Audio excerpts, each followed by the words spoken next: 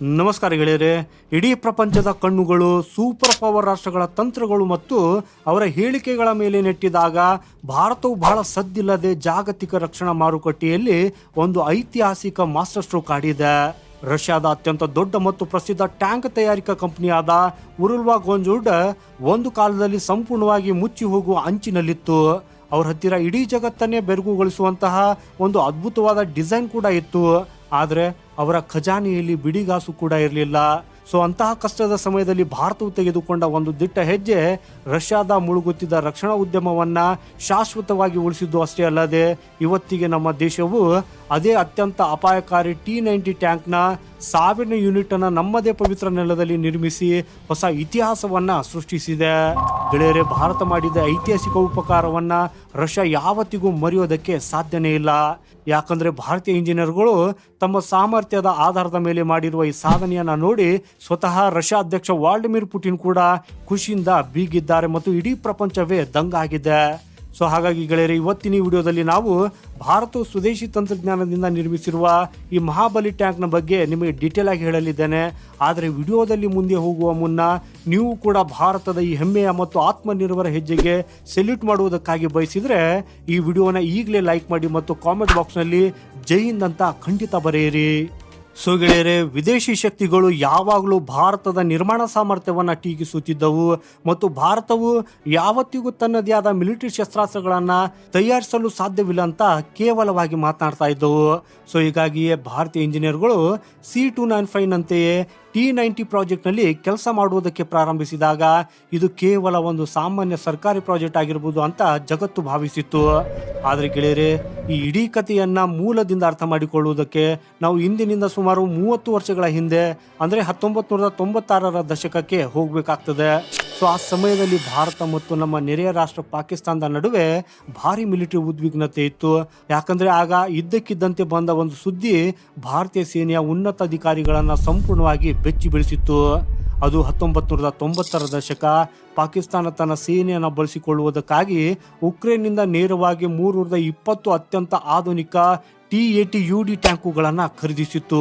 ಹಾಗೇನೆ ಗೆಳೆಯರೆ, ಇದು ಯಾವುದೇ ಸಾಮಾನ್ಯ ಟ್ಯಾಂಕ್ ಆಗಿರಲಿಲ್ಲ.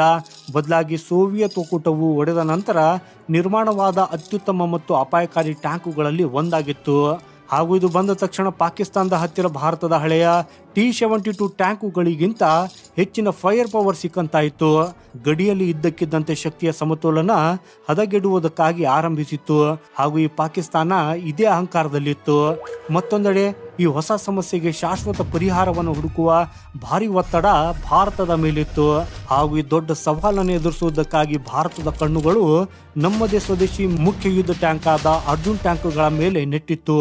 ಭಾರತವು ಅದು ಸಿದ್ಧವಾಗುವುದಕ್ಕಾಗಿ ಕಾತುರದಿಂದ ಕಾಯ್ತಾ ಇತ್ತು ಮತ್ತು ನಮ್ಮ ವಿಜ್ಞಾನಿಗಳು ಕೂಡ ಇದಕ್ಕಾಗಿ ತಮ್ಮೆಲ್ಲ ಶಕ್ತಿಯನ್ನ ಹಾಕ್ತಾ ಇದ್ರು. ಆದರೆ ಅದರ ಅತಿಯಾದ ತೂಕ, ಪದೇ ಪದೇ ಬೇಕಾಗುವ ಮೇಂಟೆನೆನ್ಸ್ ಮತ್ತು ತಾಂತ್ರಿಕ ವಿಳಂಬದ ಕಾರಣದಿಂದಾಗಿ ಸೇನೆಯು ಸದ್ಯಕ್ಕೆ ಅದನ್ನು ದೊಡ್ಡ ಪ್ರಮಾಣದಲ್ಲಿ ಮುಂಚೂಣಿಗೆ ತರುವುದಕ್ಕೆ ನಿರಾಕರಿಸಿತ್ತು. ಹಾಗೇನೆ ಸಮಯ ಬಹಳ ವೇಗವಾಗಿ ಕಳೀತಾ ಇತ್ತು ಮತ್ತು ಗಡಿಯಾಚೆಗೆ ಶತ್ರುಗಳು ಹೊಸ ತಂತ್ರಜ್ಞಾನದೊಂದಿಗೆ ಎದೆಸೆಟ್ಟಿಸಿ ನಿಂತಿದ್ರು. ದೇಶದ ಭದ್ರತೆ ಸಂಪೂರ್ಣವಾಗಿ ಅಪಾಯದಲ್ಲಿತ್ತು ಹಾಗೂ ತಕ್ಷಣವೇ ಒಂದು ನಿರ್ಧಾರವನ್ನು ತೆಗೆದುಕೊಳ್ಳುವುದು ಅನಿವಾರ್ಯವಾಗಿತ್ತು. ಸೊ ಅಂತಹ ಐತಿಹಾಸಿಕ ತಿರುವಿನಲ್ಲಿ ಭಾರತವು ಅನಿವಾರ್ಯವಾಗಿ ಆದರೂ ಸರಿ ರಷ್ಯಾದ ಕಡೆಗೆ ಮುಖ ಮಾಡಿತ್ತು. ಆದರೆ ಆ ಸಮಯದಲ್ಲಿ ರಷ್ಯಾದ ಪರಿಸ್ಥಿತಿಯೇ ತುಂಬಾ ಹದಗೆಟ್ಟಿತ್ತು. ಯಾಕಂದ್ರೆ 1990ರ ದಶಕದ ಕೊನೆಯಲ್ಲಿ ರಷ್ಯಾ ತೀವ್ರ ಆರ್ಥಿಕ ಬಿಕ್ಕಟ್ಟಿನೊಂದಿಗೆ ಹೋರಾಡ್ತಾ ಇತ್ತು ಮತ್ತು ಅಲ್ಲಿನ ಆರ್ಥಿಕತೆ ಸಂಪೂರ್ಣವಾಗಿ ಕುಸಿದು ಹೋಗಿತ್ತು. ರಷ್ಯಾದ ಪ್ರಸಿದ್ಧ ಟ್ಯಾಂಕ್ ತಯಾರಿಕಾ ಕಂಪನಿ ಉರುಲ್ವಾಗೊಂಜುಡ್ ಬಹುತೇಕ ಮುಚ್ಚುವ ಹಂತದಲ್ಲಿತ್ತು.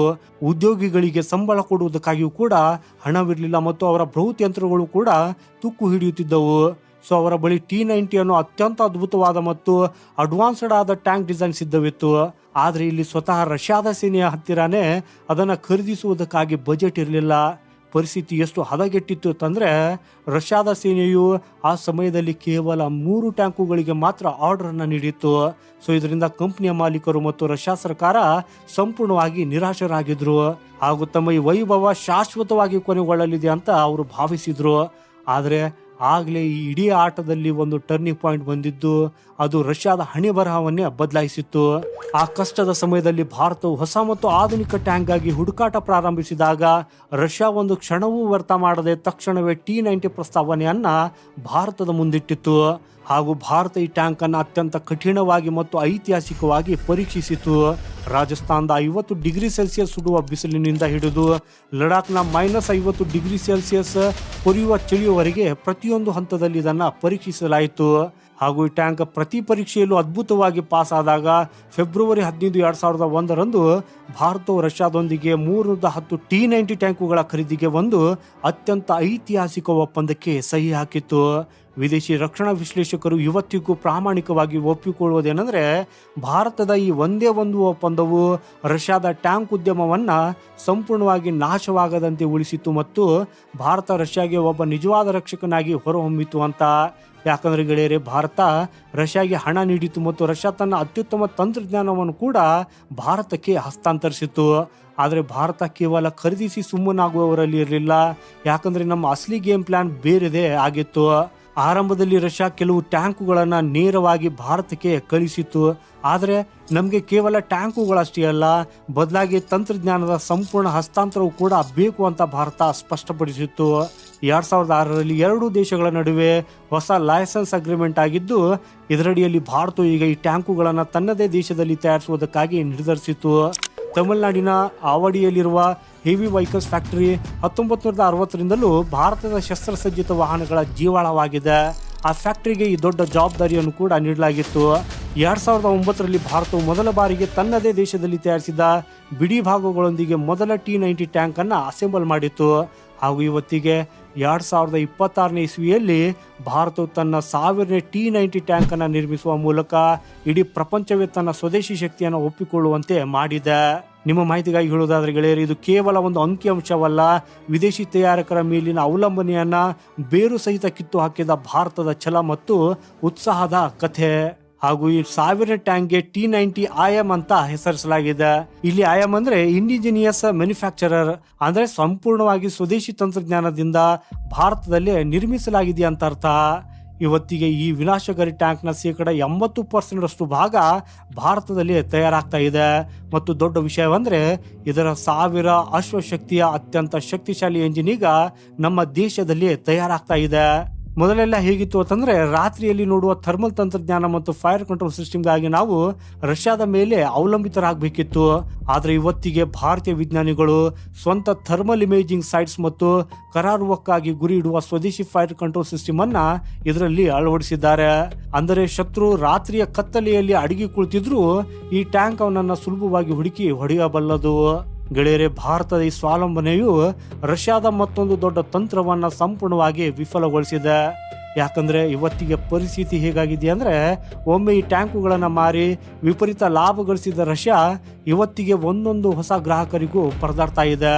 ಏಪ್ರಿಲ್ 2026ರಲ್ಲಿ ಮಲೇಷ್ಯಾದಲ್ಲಿ ನಡೆದ ಡಿಫೆನ್ಸ್ ಸೆಕ್ಯೂರಿಟಿ ಏಷ್ಯಾ ಅಂತಾರಾಷ್ಟ್ರೀಯ ವ್ಯಾಪಾರ ಪ್ರದರ್ಶನದಲ್ಲಿ ರಷ್ಯಾ ತನ್ನ T-90 ಟ್ಯಾಂಕ್ ಅನ್ನ ಗ್ರಾಹಕರನ್ನು ಆಕರ್ಷಿಸುವುದಕ್ಕಾಗಿ ಅತ್ಯಂತ ಆಕರ್ಷಕವಾಗಿ ಪ್ರದರ್ಶಿಸಿತು. ರಷ್ಯಾ ಏಷ್ಯಾದ ದೇಶಗಳಿಗೆ ಈ ಟ್ಯಾಂಕ್ ಅನ್ನ ಮಾರಾಟ ಮಾಡುವುದಕ್ಕಾಗಿ ಬಯಸಿತ್ತು. ಯಾಕಂದ್ರೆ ಅದರ ಅತಿ ದೊಡ್ಡ ಗ್ರಾಹಕ ಅಂದ್ರೆ ಭಾರತ ಈಗ ಅದನ್ನ ತನ್ನ ಮನೆಯಲ್ಲೇ ತಯಾರಿಸುವುದಕ್ಕಾಗಿ ಪ್ರಾರಂಭಿಸಿತ್ತು. ಭಾರತ ಈ ಸ್ವದೇಶಿ ಶಕ್ತಿಯು ರಷ್ಯಾದ ಟ್ಯಾಂಕ್ ಉದ್ಯಮದ ಮೊನೋಪಾಲಿ ಬೆನ್ನೆಲುಬನ್ನೇ ಮುರಿದಿದೆ. ಮತ್ತು ಇವತ್ತಿಗೆ ಇಡೀ ಪ್ರಪಂಚಕ್ಕೆ ಭಾರತ ಕೇವಲ ಒಂದು ಮಾರುಕಟ್ಟೆಯಲ್ಲ, ಬದಲಾಗಿ ಜಾಗತಿಕ ಮ್ಯಾನುಫ್ಯಾಕ್ಚರಿಂಗ್ ಪವರ್ ಹೌಸ್ ಆಗಿ ಹೊರಹೊಮ್ಮಿದೆ ಅಂತ ತಿಳಿದಿದೆ. ಆದರೆ ಗೆಳೆಯರೆ, ಭಾರತೀಯ ಸೇನೆಯು ಈ ಸ್ವದೇಶಿ ಯಶಸ್ಸನ್ನು ಆಚರಿಸುತ್ತಿರುವಾಗಲೇ ಯುರೋಪ್ನ ಒಂದು ದೊಡ್ಡ ಭಾಗದಲ್ಲಿ ಇಂತಹದೊಂದು ಚಿತ್ರಣ ಹೊರಹೊಮ್ಮಿದೆ. ಹಾಗೂ ಇದು ದೊಡ್ಡ ದೊಡ್ಡ ರಕ್ಷಣಾ ತಜ್ಞರಿಗೆ ಬೆವರು ತರಿಸಿದೆ. ಜಾಗತಿಕ ರಾಜಕೀಯದಲ್ಲಿ ಸಮಯದಲ್ಲಿ ರಷ್ಯಾ ಮತ್ತು ಉಕ್ರೇನ್ ನಡುವಿನ ಭಾರಿ ಸಂಘರ್ಷವು ಅತಿ ಹೆಚ್ಚು ಚರ್ಚೆಯಲ್ಲಿದೆ. ಇದರಲ್ಲಿ ರಷ್ಯಾ ತನ್ನ ಅತ್ಯಂತ ವಿಶ್ವಾಸಾರ್ಹ T-90 ಟ್ಯಾಂಕುಗಳನ್ನು ಯುದ್ಧ ಭೂಮಿಗೆ ಇಳಿಸಿದೆ. ಆದರೆ ಗೆಳೆಯರೆ, ಯುದ್ಧ ಭೂಮಿಯಲ್ಲಿ ಏನೋ ವಿಭಿನ್ನವಾದದ್ದೇ ನಡೆದಿದ್ದು ಇದು ಇಡೀ ಪ್ರಪಂಚದ ಮಿಲಿಟರಿ ಲೆಕ್ಕಾಚಾರಗಳನ್ನು ಮರುಪರಿಶೀಲಿಸುವಂತೆ ಮಾಡಿದೆ. ಬಹಳ ಆಧುನಿಕವಾದ ಮತ್ತು ಭುಜದ ಮೇಲಿಟ್ಟು ಹಾರಿಸುವಂಥ ಜಾವ್ಲಿನ್ ಅಂತಹ ಆಂಟಿ ಟ್ಯಾಂಕ್ ಕ್ಷಿಪಣಿಗಳು ರಷ್ಯಾದ ಬೃಹತ್ T-90 ಟ್ಯಾಂಕುಗಳನ್ನು ಸುಲಭವಾಗಿ ಗುರಿಯಾಗಿಸಿವೆ ಮತ್ತು ನೂರಾರು ಸಂಖ್ಯೆಯಲ್ಲಿ ಟ್ಯಾಂಕುಗಳು ಯುದ್ಧ ಭೂಮಿಯಲ್ಲಿ ಕಬ್ಬಿಣದ ಗುಜರಿಯಾಗಿ ಮಾರ್ಪಟ್ಟಿವೆ. ಸೊ ಈ ಭಯಾನಕ ಘಟನೆಗಳು ಇದ್ದಕ್ಕಿದ್ದಂತೆ ಟ್ಯಾಂಕುಗಳ ಭವಿಷ್ಯದ ಬಗ್ಗೆಯೇ ದೊಡ್ಡ ಪ್ರಶ್ನಾರ್ಥಕ ಚಿಹ್ನೆಯನ್ನ ಹುಟ್ಟಾಕಿವೆ. ಆಕ್ಚುಲಿ ಗೆಳೆಯರೆ, ಹಳೆಯ ಕಾಲದ ಯುದ್ಧಗಳಲ್ಲಿ ಮುಖಾಮುಖಿ ಹೋರಾಟವಿರ್ತಾ ಇತ್ತು ಮತ್ತು ಟ್ಯಾಂಕ್ಗೆ ಟ್ಯಾಂಕ್ ಮುಖಾಮುಖಿ ಆಗ್ತಾ ಇತ್ತು. ಆದರೆ ಇವತ್ತಿನ ತಂತ್ರಜ್ಞಾನ ಸಂಪೂರ್ಣವಾಗಿ ಬದಲಾಗಿದೆ. ಇವತ್ತಿನ ಆಧುನಿಕ ಡ್ರೋನ್ಗಳು ಆಕಾಶದಲ್ಲಿ ಬಹಳ ಎತ್ತರದಲ್ಲಿ ಅತ್ಯಂತ ಸದ್ದಿಲ್ಲದೆ ಹಾರಾಡ್ತಾ ಇರ್ತವೆ ಮತ್ತು ಮೇಲಿನಿಂದ ಟ್ಯಾಂಕ್ನ ಅತ್ಯಂತ ದುರ್ಬಲ ಸ್ಥಳವನ್ನ ಸ್ಕ್ಯಾನ್ ಮಾಡ್ತವೆ. ಈ ಟ್ಯಾಂಕ್ಗಳು ಎಲ್ಲಾದ್ರೂ ಕಂಡ್ರೆ ಜೇನು ಹುಳುವಿನಂತೆ ಇದ್ದಕ್ಕಿದ್ದಂತೆ ದಾಳಿ ಮಾಡ್ತಾವೆ.